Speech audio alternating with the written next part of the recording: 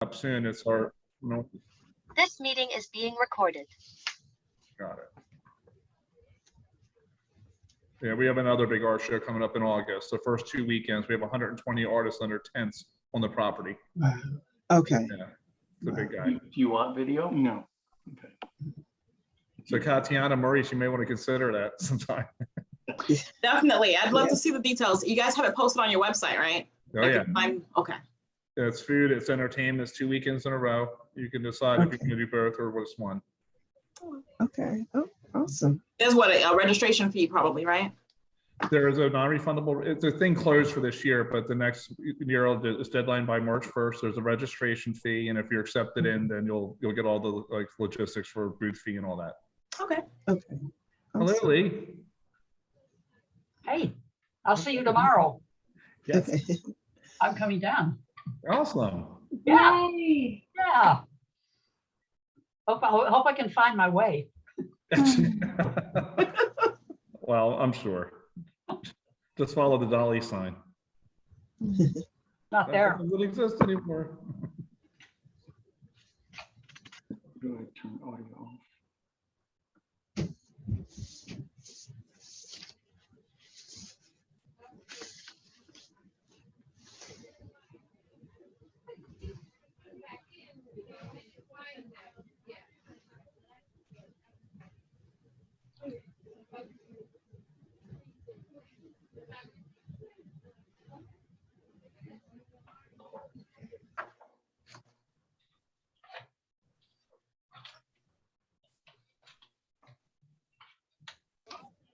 So Nick, are you able to share about how many people signed up? There. It was about a dozen when I sent out some links yesterday. Okay. That's good. Awesome. Nick, Okay. you want to go ahead and kick things off? I can let people in as they arrive. Okay, well, thank you everyone for coming here, and especially to our featured artists, Moritz Kellerman and Katiana Jarbath Smith, for such an unusual and really exciting show here at Deciphering Stratums. We're showcasing in our Ventures Gallery, and it's quite an unusual show. For this exhibition's director to go in there and see it, at first I could make sense of Katiana's work because I could see an image. And I was like, oh, this is this. I would look at Moritz and I had to look at his titles and really read into it. And when I read the statements, I was doing exactly what their title says, Beyond the Surface. And to me, that was very exciting, especially when they gave narratives about why certain works were joined together. So before I go any further, I'd to introduce Moritz Kellerman and Katiana Jarbath Smith. I would like to introduce Cynthia Townsend, who is the curator for this show. So I would like to first start with Cynthia, and then Cynthia, you introduce the artists. And first of all, I just want to, what was your motivating factor? What brought this together? Okay, so very interesting story. Me and Moritz worked together at a community college. He's of course a professor there, and I was on the staff side of things. And so I began just through friendship and relationship I designed his website. So I built his website. And so I've been working with him for years now, just helping, doing some administrative stuff for him as an artist.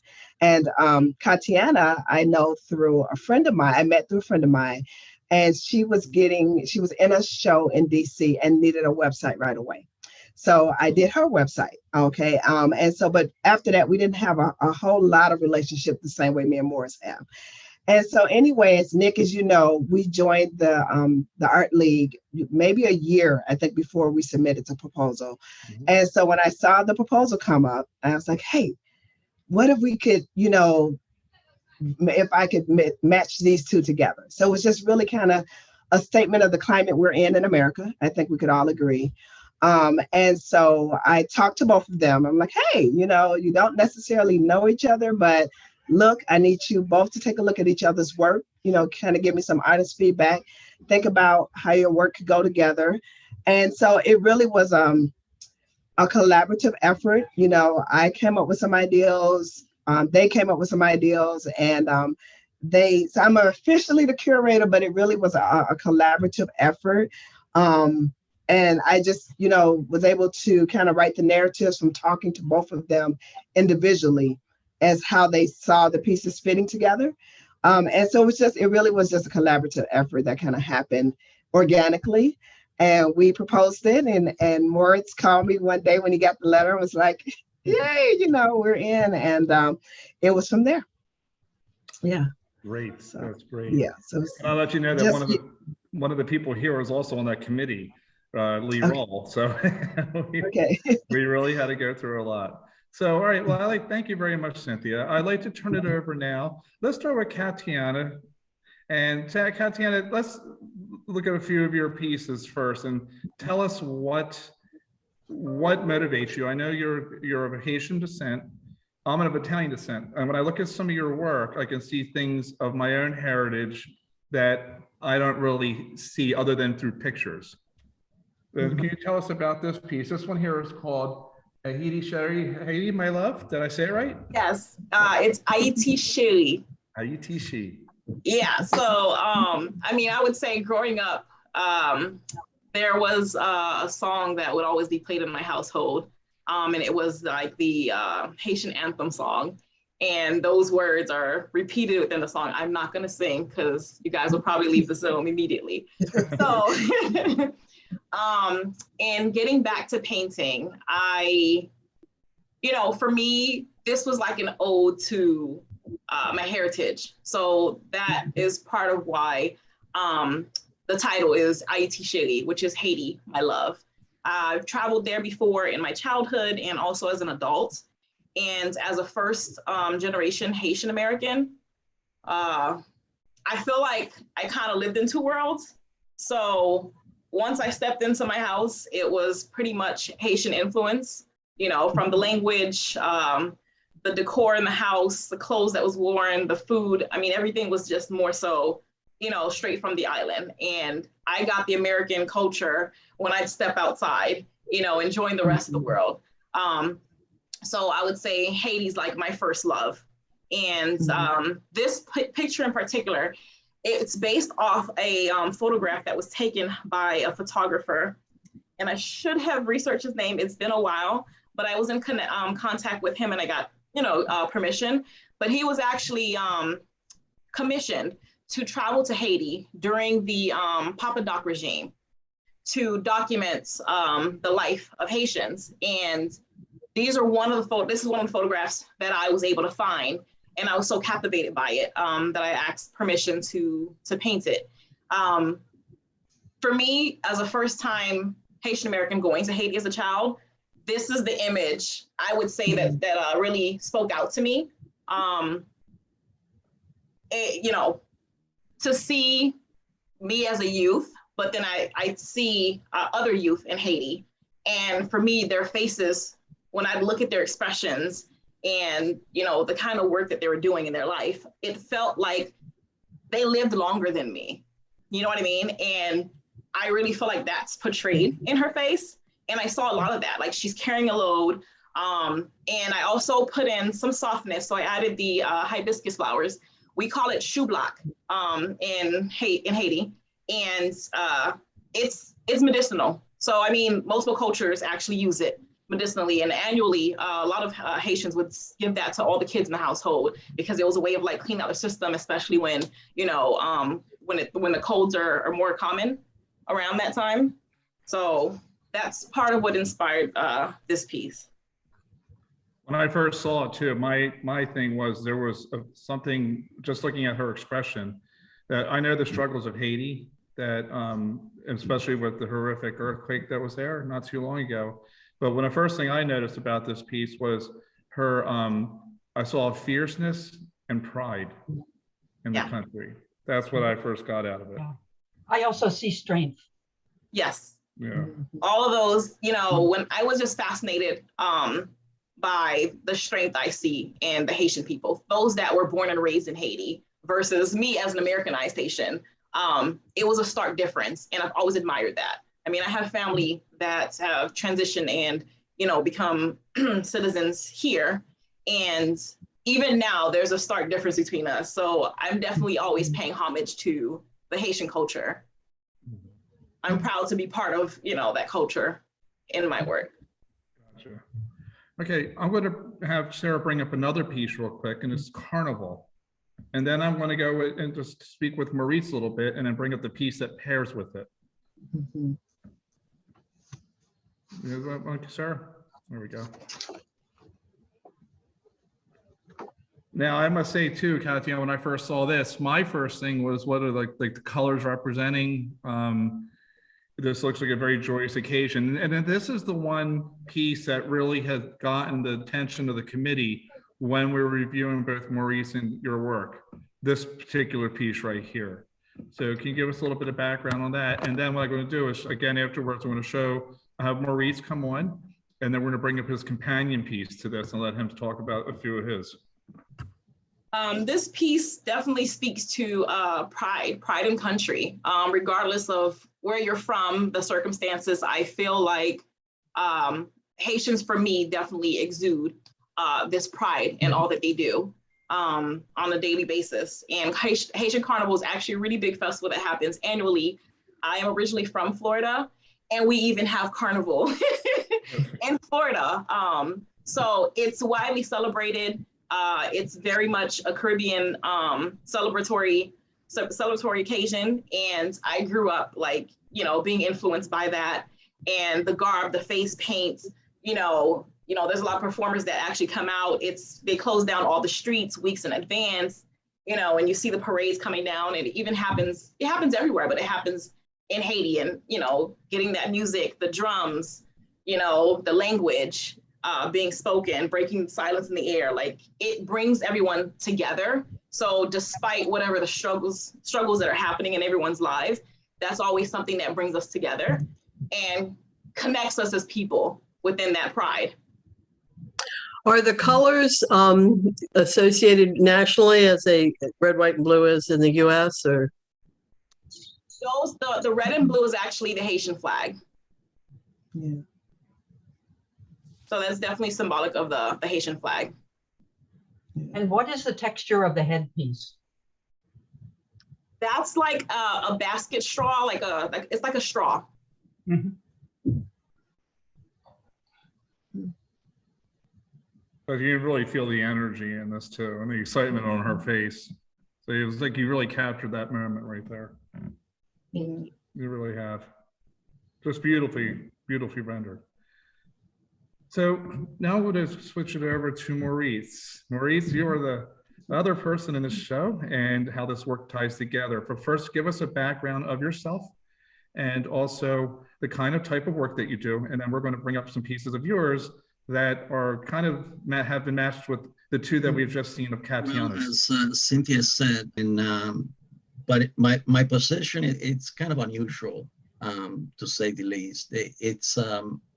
It's a combination of teaching studio art, and what I mean by that is drawing and painting, but the other part of what I teach, and it's by contract, because actually that's how they hire me, is to teach art history. So I teach all of the art history as well. And that I think has had over the years an influence in my work. I can see it. Sometimes it's very obvious, and sometimes it's not. But there is an influence there about it. Been painting all my life, so it's been at least 40 years that I've been painting, or more than that. I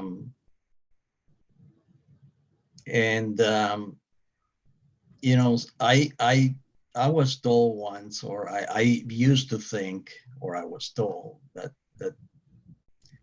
you choose the medium that you work with. In other words, if you want to be an architect, you choose architecture. If you want to do printmaking, you choose printmaking. If you want to do sculpture, you choose that. I think that in most cases, I at least in my case, it's a fallacy.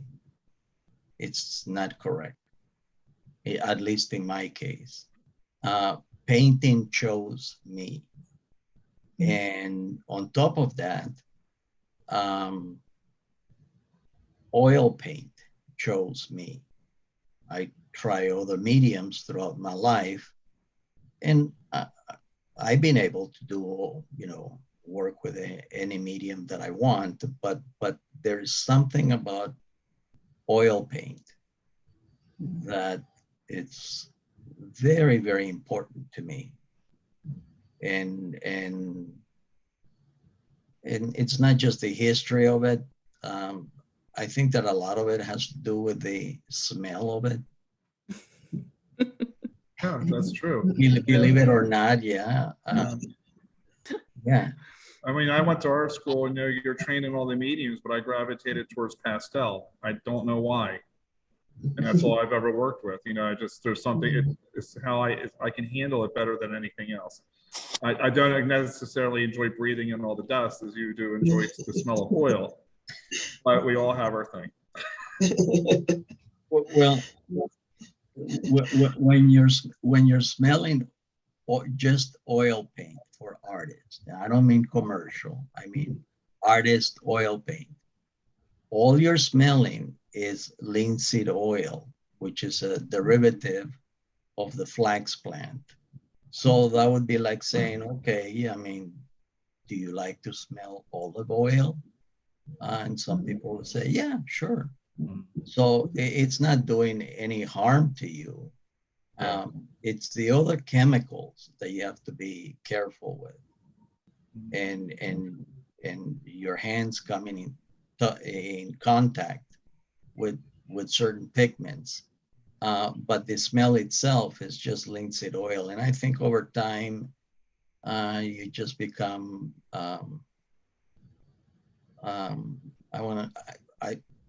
I'll just say it, perhaps addicted to it. In a good kind of a way. Good kind of a way. Well, I want to. Why not? That's right. Well, you're gravitated towards oil. Now, let's talk about what you do with the oil. How do you develop this technique? And Sarah, if you could bring up one that has been paired with carnival, which is distorted patriotism. To look at it, the two of them side by side, you can see there is a marriage to them. And Cynthia, you did a good job really bringing these pairs, the works together.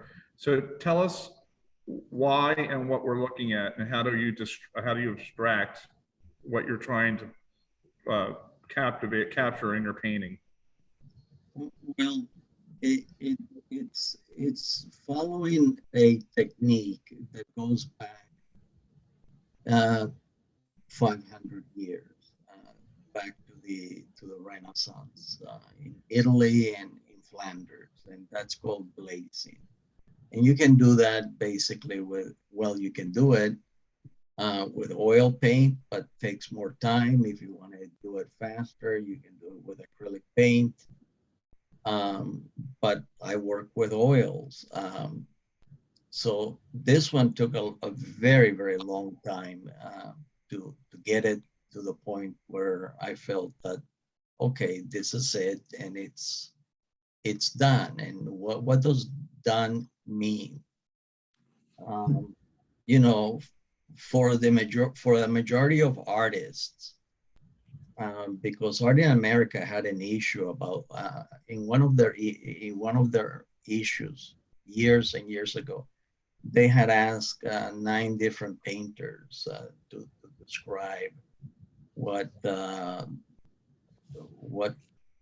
being done with an art piece with one of their paintings was all about, and each interview was about 2 hours. Well, I don't have 2 hours, either with you or my students to elaborate on that.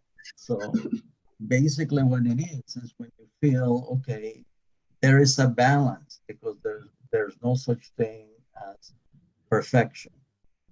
So when you strike a balance in your intellectual and emotional dialogue with the artwork, and you say, okay, I don't need to add or subtract anything to this piece.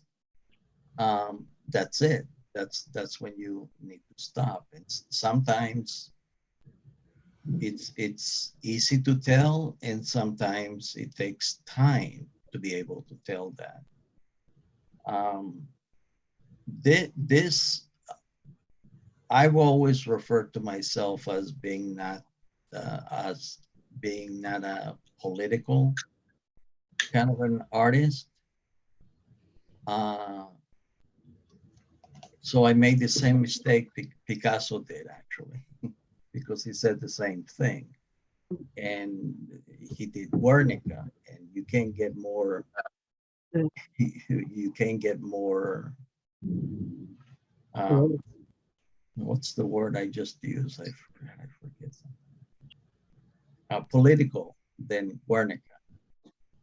And this has to do with the times. And the colors are also a reflection of the American flag. So, Go ahead. at the risk of asking you to talk about your painting, I'm seeing a lot of facial images. So was that intentional? No, not necessarily. No. But the beauty of what I think that the beauty of abstraction, and you can also find it as well, in representation. It just depends on you.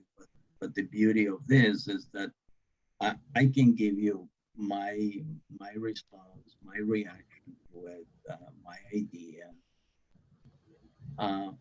but it's not necessarily the only interpretation. If you see what you just said, you see in it, well, that's your interpretation, and that's absolutely fine. So it doesn't have one single interpretation. It can have multiple types of interpretation. Moritz, can I ask you, what is your background? From where do you hail? Oh, where I came from? Yes. Yeah, I wish I didn't have this accent, but I do. Originally, I immigrated from Central America, from Nicaragua.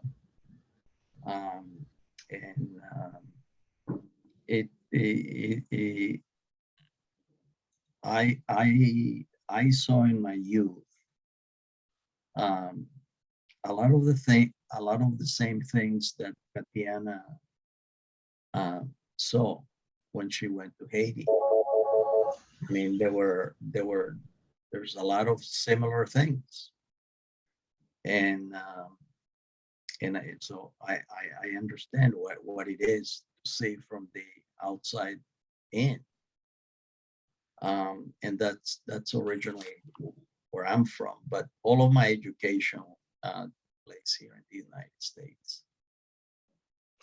I am asking actually because I'm also an immigrant, and I'm wondering, like most of us in some way, but I'm wondering how art has helped you to, or if it has helped you to assimilate or accept the American culture, or whether it has, or whether your art making has had any role in it. I don't think the art has been a vehicle for accepting the American culture. I actually I came to the United States to vacation to see my uncle in Seattle and his family. And 2 days or 3 days after we arrived, it was my grandmother, myself, and my sister. There was a very bad earthquake, and we didn't know about it. They wouldn't tell us about it because of the reaction of my grandmother. So they were waiting. My uncle and my aunt were waiting to make contact with my father, and before they told her, and they make sure that they gave her prior to that 2 volumes as well. And I was given the opportunity and the chance to either stay or to go back. And I didn't want to go back. So I just went back maybe 3 times, 4 times for summers. But after that, I never went back again, and I had no desire to go back. My father is of American descent, and it was very easy for me to stay. And growing up, we used to go visit his family in Florida, the Kellerman side. There were many of them in Florida. So I grew up coming to the United States, actually to Miami. And always liked it.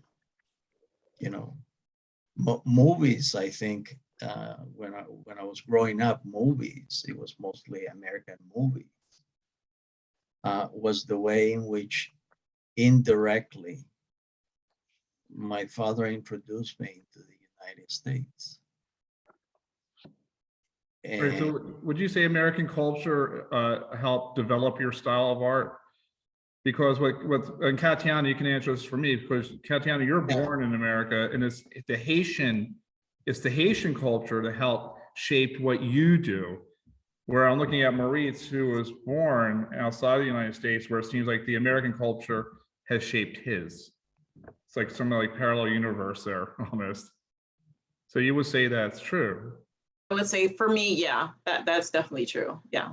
Yeah, because you're American, you know, I don't think any American culture has helped shape my art. I just paint landscapes, where yours has more of a message. And again, with what we were talking about earlier with Dorothy, you know, she, you know, extracted some imagery, and Maurice says, well, you get out of what you do.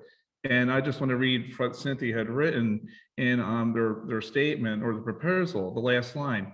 Their pieces are meant to challenge viewers to question what has created the history of what is seen, while personally considering their own experiences that shapes the lens of interpretation and perspective.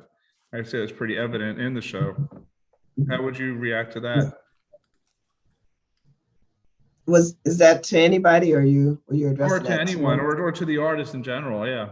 Or to anyone who's viewing it, because basically it's like what you get out of it. You question what they're painting. Don't you agree? So I'll just jump in a little bit. In pairing these 2 pieces, as these were 2 other pieces that were part of the initial proposal. And so in looking through it, honestly, of course, the colors drew me. And then just the theme of each title, as it, you know, it worked out where you had one carnival, and I've done missionary work in Haiti for multiple years. So I'm familiar with carnival. And I know the pride and the sense of pride and all of that, right? And then you just look at present day America and patriotism. You know, you got the January event that we know about, and how patriotism can become distorted, right? Mm-hmm. And so when I looked, you know, so that was like really like, wow, you get 2 dichotomies here, you know, one dichotomy here, and one that's full of this positive pride, and then one that patriotism, which should be a good thing, but when you get distorted about it, you know, you have things like the January 6th situation and the climate that we're in. And so it's just, you know, it was just screaming to be matched, you know, to be honest, because it's just so much you can pull out of that, because, you know, on the surface level, everything I just said is surface. But if you're looking at it and you have a different background, you know, if you're not, you know, a person of color with a different upbringing, you know, distorted patriotism may make you mad. You know what I'm saying? And so there's just so much. So that's where that history of what made these paintings is very much a part of it. But then who's viewing it is just as important as well, and what the lens they bring to it. So sure. Cynthia, I'm going to bring up 2 more, both from Moritz and Katiana. So, and if you'd like to head it, explain them to me, I can see the words here. But the coloring combination, I got it right away. I'm going to bring up one now from Maurice. It's called Warhammer. Okay.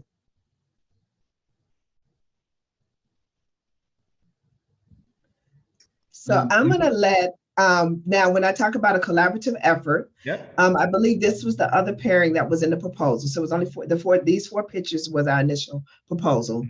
And Katiana did this pairing. And yes, she did this pairing. So Katiana, I would love for you to jump in it, because she really did this one right here. Okay, so Katiana, describe in your words Maurice's picked piece, and then we're going to jump into yours. Yeah. Oh, I'm to describe his piece, Warhammer? Or you can let him do it. I mean, you paired these two pieces. Would you like to have him describe it? For me, in looking at his piece and also knowing the title was Warhammer, it helped me pair it with my Cultivate the Land, Cultivate a People.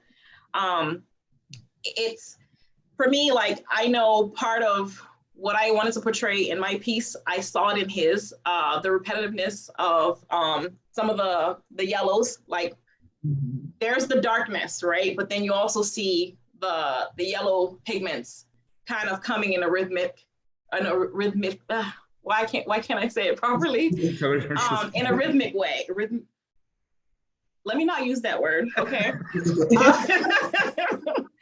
Okay, so pretty much for me, I kind of saw a rhythm, a pattern forming with the yellow kind of fighting its way to the forefront of that piece for me. And I can transition into my piece, right? In explaining this? Sure. Okay, so for me, I know part of how the message I wanted to portray in Cultivate the Land, Cultivate a People was through persistence. You know, the Haitians were able to overcome slavery and abolish slavery. And for me, I know the history about how they were able to gain their independence. And for me, it was like a way of defiance. So we have the crops that Haitian slaves were made to tend to while they're enslaved. I have rice, I have coffee beans, and I have sugarcane. And for me, the strength I see in Haitians, they're the first ones to end slavery, and in turn went and traveled other places to help them gain their independence as well. So I felt like that repetitiveness of fighting and having a pattern of, okay, let's lift others, let's get together and lift others to make a difference, to make a change, was part of what helped me pair those two pieces. Maurice, what are your take on Warhammer and with Katiana's piece? Did you see something different? When I saw the pairing, it was I was bewildered, because I think she's absolutely right. I think she's very, very right. And that's the thing about abstraction. It has sort of multiple facets to it that you can attach. And I wanted to also respond to some of the things that Cynthia said. Where I came from, it's a country that did not have a history of slavery. So what I learned in the United States as an adult and over time about slavery and the way that people of different color is treated, to me, it was always incomprehensible, repugnant, and every other adjective that you want to add to it. It's just revolting, absolutely revolting. I was watching a show the other day on PBS, and they were talking about this. He's a famous professor from, I think he's retired now, but he does work documentaries on PBS, Dr. Louis Gates. And I've seen a lot of his work. of the documentaries. And he presents things that actually a lot of people in the United States, I think, are very unaware of. I'm not, but other people are unaware, and I knew about it from the time that I was in my early 20s, maybe even before that. And it it's just maybe because of also my heritage, that we were slaves at one point in time. Well, several times actually. A lot of discrimination too has been experienced. But the worst thing to me about the whole business with the slavery is the fact that they dehumanize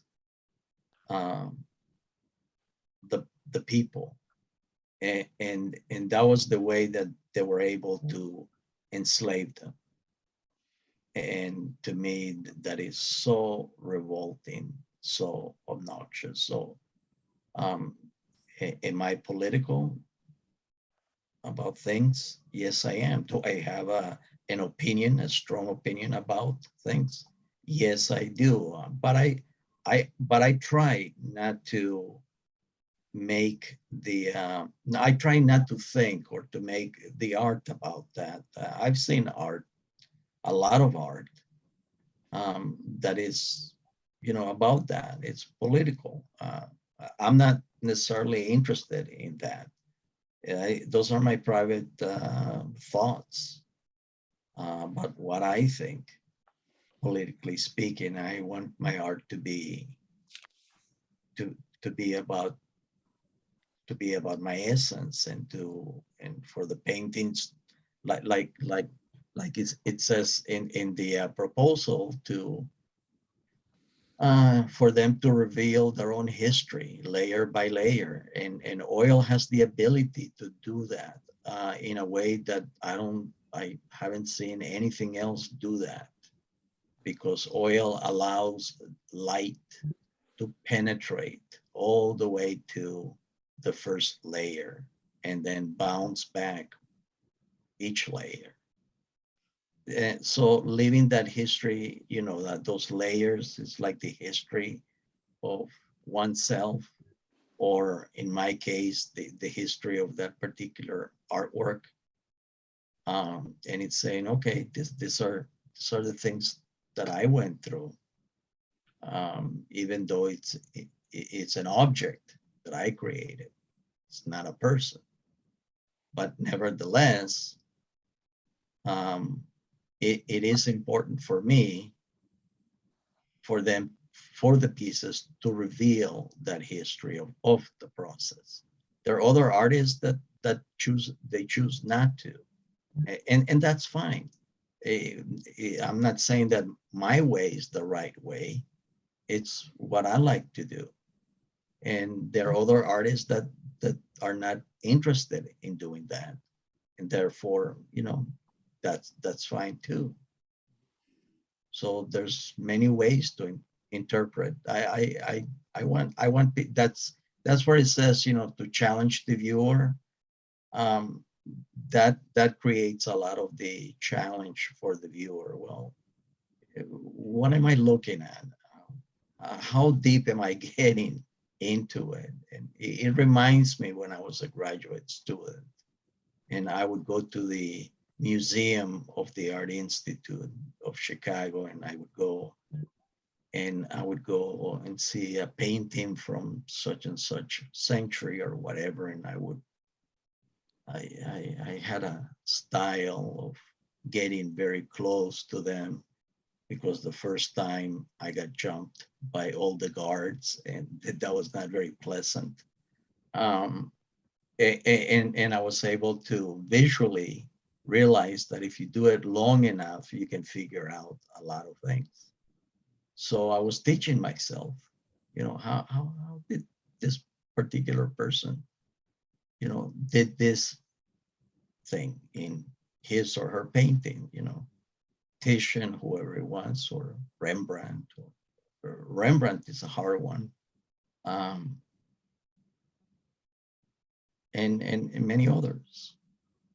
You've certainly been influenced by a lot of people, by a lot of artists. Yeah, it's the art history. Yeah. I think that plays a big role. And when I finally figure it out, besides the people that I was following, when I was being taught the vocabulary of abstraction, because it is a vocabulary, a visual vocabulary, and representation is a different vocabulary as well. And abstraction is very difficult to do. A lot of Yes. people, Yeah. It's not like just like, oh, I can do that, because we hear that all the time. It's not at all. It's No, very, very hard. no. We'd like to bring up one more set of images, actually side by side. And if you guys can give us a little synopsis on this here. And again, very striking imagery. Katiana, tell us about this and why is it called Joined Asunder?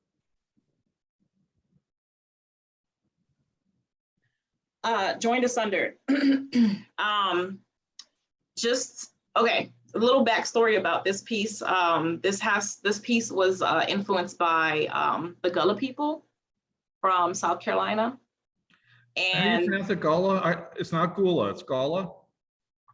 I've always said it as Gullah, but I know sometimes my pronunciation of words could be off because English is not my first language, so I could be wrong. I read it as Gullah. Yeah, there's a watercolorist named Mary White who's done the most beautiful watercolors of the Gullah or Gula woman that I've ever seen.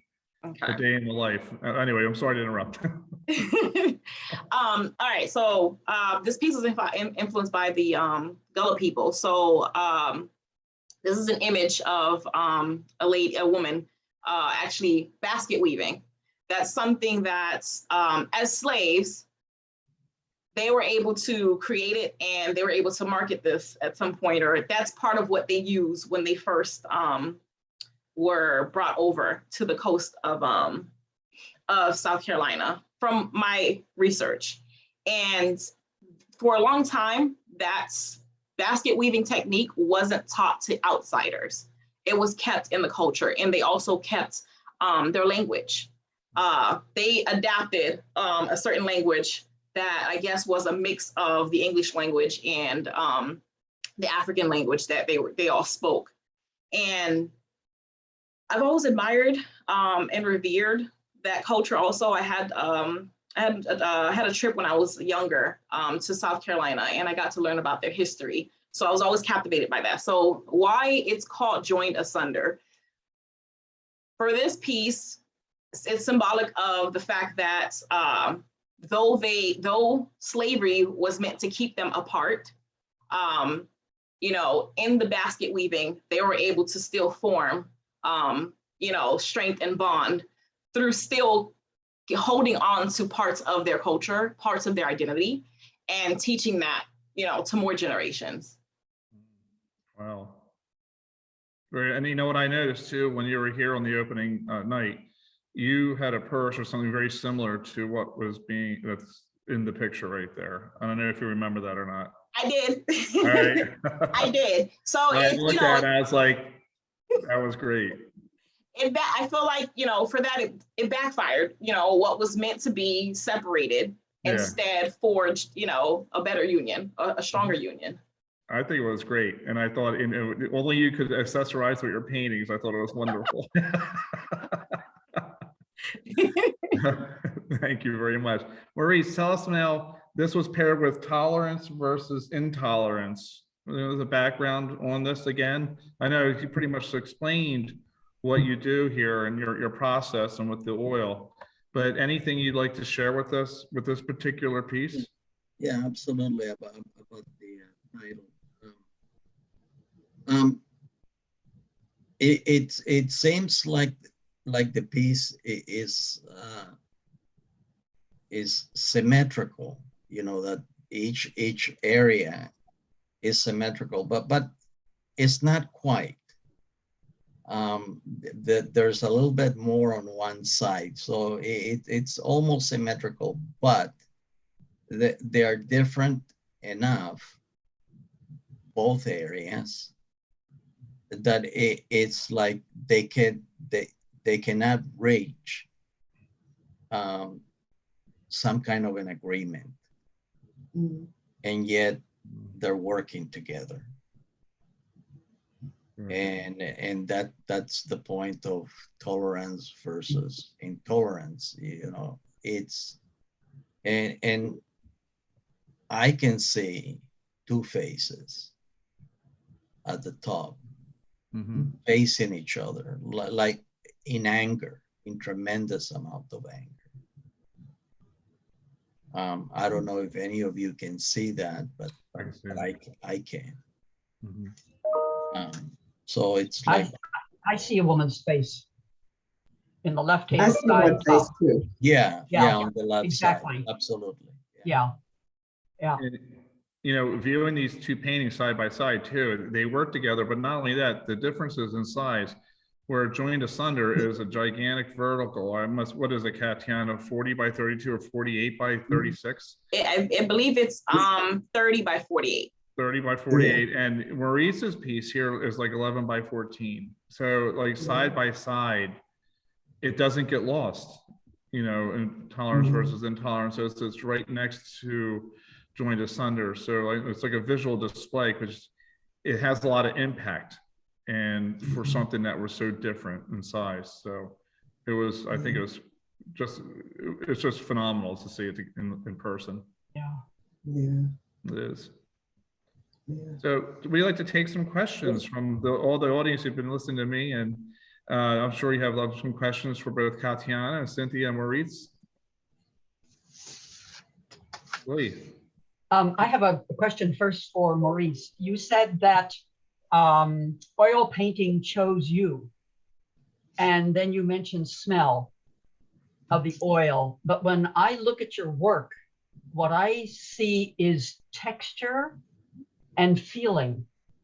How do you feel putting oil paint on a brush onto a canvas, as opposed to, because of the layers that you that you're able to get, especially in that last one with the light coming, the yellow coming through at the bottom and then more yellow at the top. I don't know, where does texture and feel come in? Well, there's so many layers that they shouldn't. In my mind, I think to myself, well, they shouldn't have any. They should be smooth. They shouldn't have any texture. But they end up, some of them having some texture just by the way that, perhaps by the application of the paint. But if you look, I'm going to give you an insight now that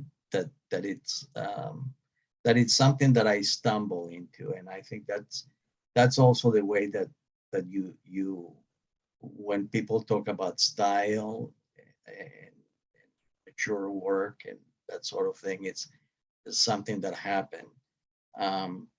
All my life, I use brushes. What you were supposed to do, you know, I was told, hey, this is the brushes that you use for oil, you know, and you got to follow that.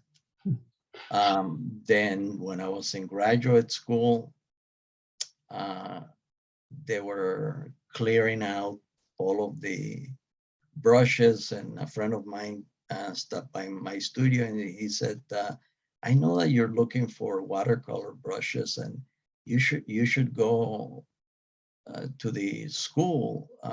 They got 70 and 80% off on all their watercolor brushes.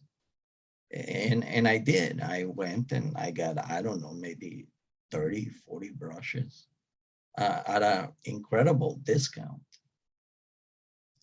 And then something else occurred to me. I said, well, what would happen if I use a watercolor brush with oil? And I did that, and everybody in the school pretty much exploded. It became a scandal amongst the graduate students, and then later on, the graduate students told the faculty, and the faculty exploded.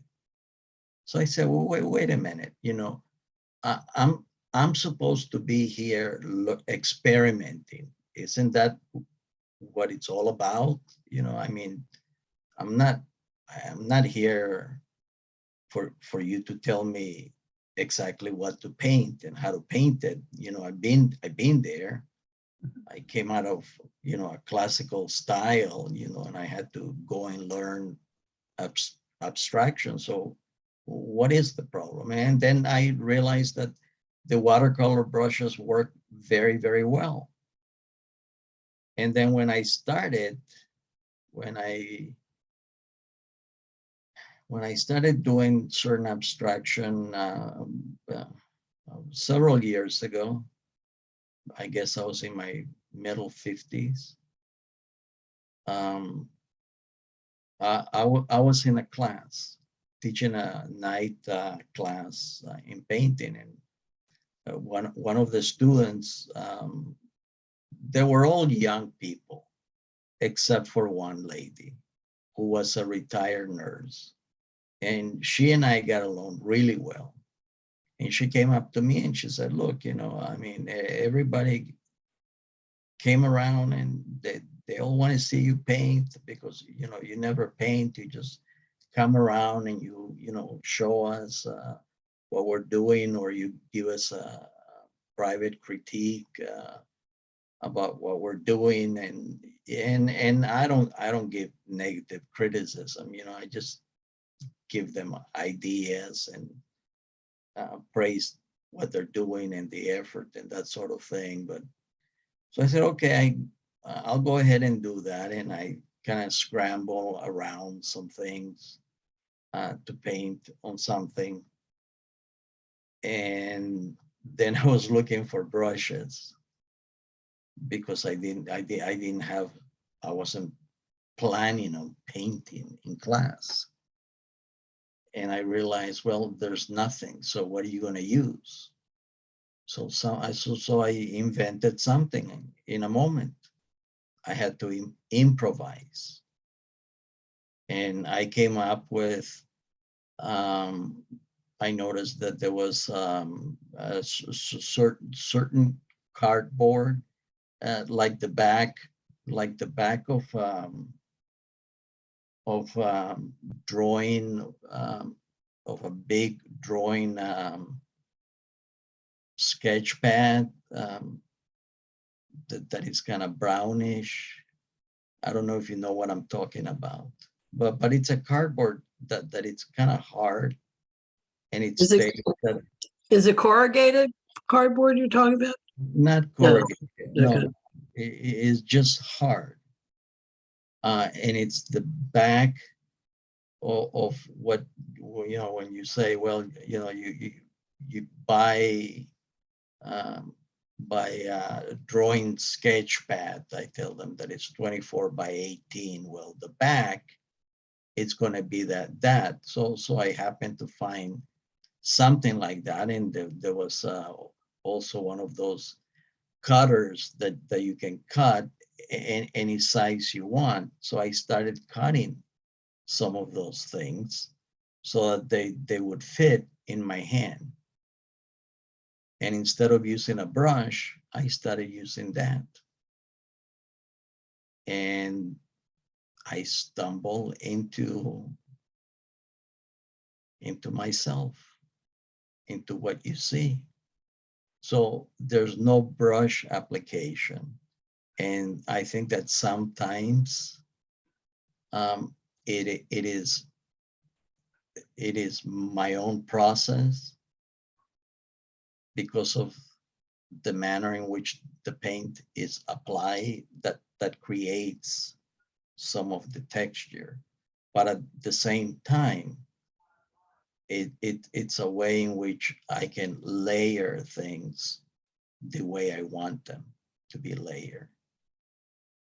And now I'm using something even more radical, that if you had asked me 20 years ago, would you consider this to to use into a painting of yours, I would have said no. Or if somebody would have said to me, you are going to be using that in making your paintings, I would have said to them, you are full of, you know what?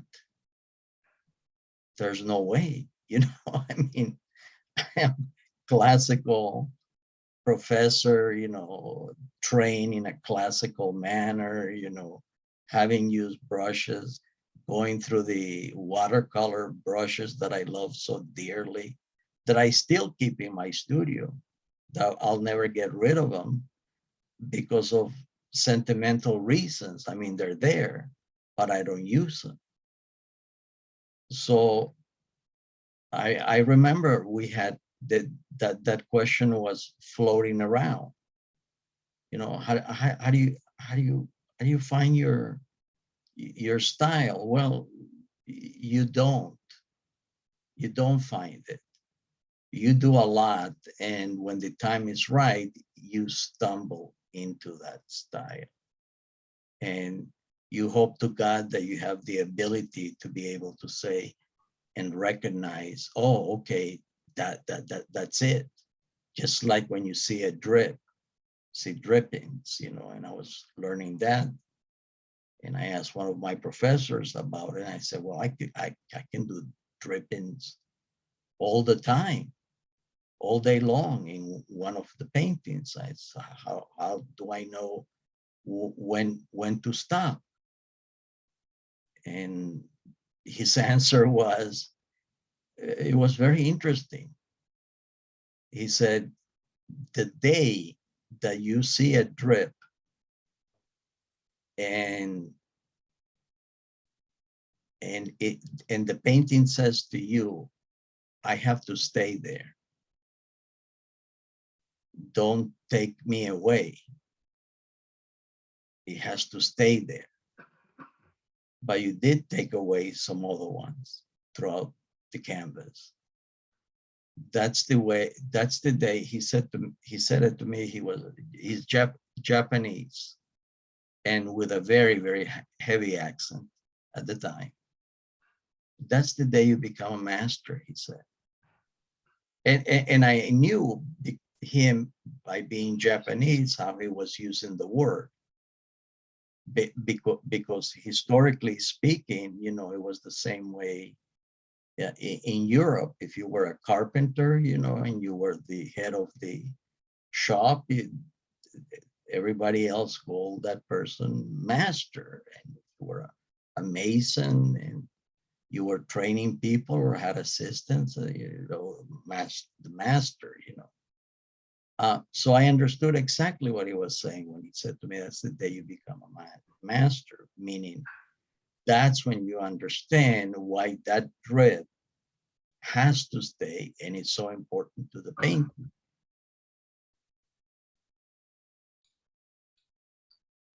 So Fascinating. Well, I mean, thank you very much, Maurice, for that. That's very, very interesting. For the background. Yeah. Does anybody else have any questions? Sorry, my computer died out front, so I had to run to the back.